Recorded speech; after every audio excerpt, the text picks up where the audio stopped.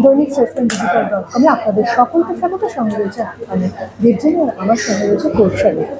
কৌশালী, আমি যদি একটু বছরগুলো দেখি, দেবজানী কৌশানী, কি সুন্দর লাগছে না রিদেমে? হ্যাঁ বল। তো আমি যদি বছরগুলো দেখি, 2024 থেকেই বোধহয় মা তোমার উপর একটা অন্যরূপে ভর করেছে।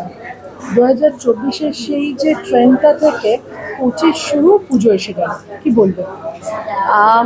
আমি কোথাও না কোথাও ঠিক যেভাবে আমরা সকলে সবাই আমরা মায়ের কাছে প্রার্থনা করি, আমিও ঠিক সেইভাবেই প্রার্থনা করি। কিন্তু আমি যখন প্রার্থনা করি, আমি একটাই জিনিস মনে করি যে এই যে অনেকে বলে না, নিরামিষ খেয়েই মাকে ডাকতে হবে বা এটা করেই মাকে বলতে হবে নিজের মনের কথা। আমি বিশ্বাস করি যে যদি তুমি মন থেকে চাও অ্যান্ড উইথ অনেস্টি যদি তুমি কোনো কিছু চাও, ঠাকুর সেটা ডেফিনেটলি শুনবে। অ্যান্ড আমি এইভাবে নিজেকে দেখতে চেয়েছিলাম। আমি মায়ের কাছে চেয়েছিলাম যে আমি এটা বলবো না, সবাই দেখো সবার স্বপ্ন থাকে 1 নম্বর হিরোইন হবে। আমি মায়ের কাছে চেয়েছিলাম আমি যেন ব্যস্ততম নায়িকা হই। আমার যেন ডেটস না থাকে, আমি যাতে পরপর কাজ করতে পারি, তুমি আশীর্বাদ দিও, আর ভালো কাজ করতে পারি। একটাই খিদে, সেটা হচ্ছে ভালো কাজ আর নতুনভাবে প্রত্যেকটা কাজে নিজেকে প্রমাণ করা। আমি আমার সবটা দেবো, খালি আমাকে সুযোগটা দিও, কারণ আমি অনেক বছর সুযোগ পাইনি। তো সেই জায়গা থেকে আজকে যদি মা আমার কথাটা না শুনতো, আজকে আমার এই পরিবর্তনটা ঘটতো না জীবনে। তো দেখতেই পাচ্ছ সেটা। আর সেখান থেকে এই 2025 একটু আলাদাভাবে হয়ে গেছে।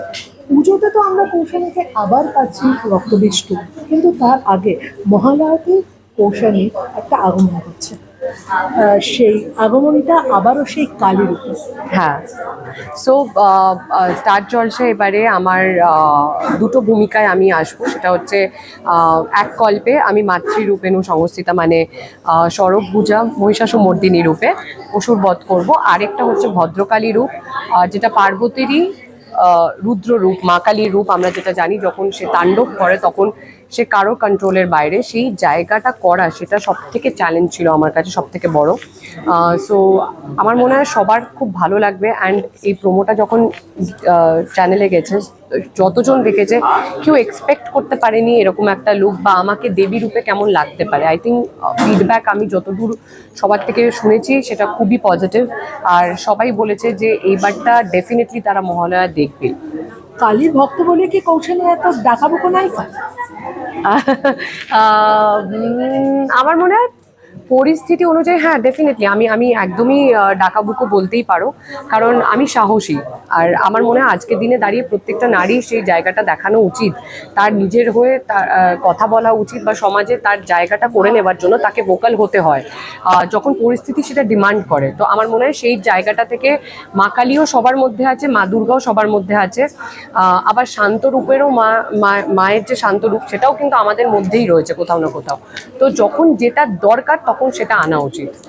তাই এবছর পুজোয় দর্শকদের কি বলবো? এবছর পুজোয় তোমাদের সবাইকে আমি শারদীয়ার অনেক শুভেচ্ছা জানাতে চাই।